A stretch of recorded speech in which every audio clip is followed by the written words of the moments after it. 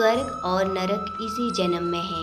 ओशो एक बार जापान का सम्राट एक फकीर से मिलने गया। उसने फकीर से कहा, मिलने आया हूँ, सिर्फ एक प्रश्न पूछना चाहता हूँ। वह प्रश्न मुझे जानना है।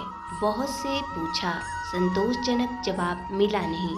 बड़ी खबर सुनी है कि आपके भीतर का दिया जल गया है। आशा लेकर आया हूँ कि आप मुझे तृप्त कर देंगे।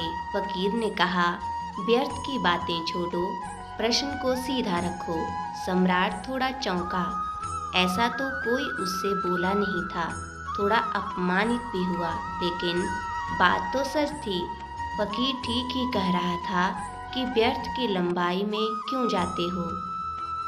सम्राट ने कहा, स्वर्ग क्या है और नरक क्या है? मैं बूढ़ा हो रहा हूँ और ये प्रश्न मेरे ऊपर छाया रहता है कि मृत्यु के बाद क्या मिलेगा, स्वर्ग या नरक। फकीर ने अपने शिष्यों से कहा, सुनो, इस बुद्धू की बातें सुनो। और सम्राट से कहा, कभी आईने में अपनी शक्ल देखी और तुम अपने को सम्राट समझते हो?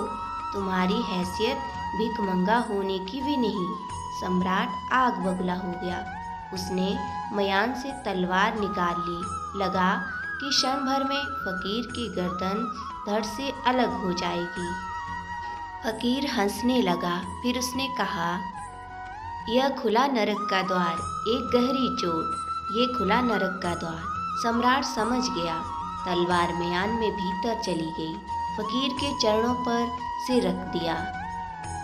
उत्तर तो बहुतों ने दिए थे, मगर ऐसा उत्तर पहली बार पाया जो प्राणों में चुभ जाए। ऐसा स्पष्ट कर दें कि कुछ और पूछने को शेष न रह जाए।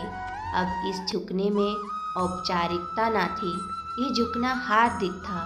फकीर ने कहा, पूछना है कुछ और ध्यान रखो, स्वर्ग और नरक मरने के बाद नहीं है।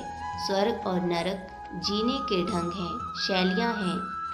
कोई चाहे यही स्वर्ग में रहे, कोई चाहे यही नरक में रहे, कोई चाहे सुबह स्वर्ग में रहे, सांझ नरक में रहे, कोई चाहे क्षण भर पहले स्वर्ग और क्षण भर बाद नरक।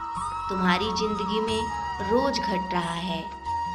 इस सम्राट में क्या खूबी थी, यह बात किसी पशु और पक्षी को नहीं समझाई जा सकती।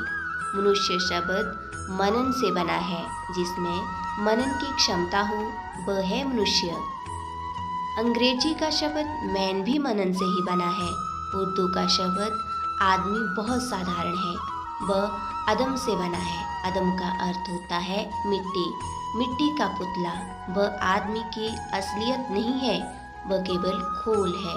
मिट्टी का पुतला है, ये तो सच है, लेकिन मिट्टी के पुतले के भीतर कौन छिपा है? मृण्मय में चिन्मय छिपा है। माना कि वह मिट्टी का दिया है, लेकिन वो जो ज्योति जल रही है वो मिट्टी नहीं है।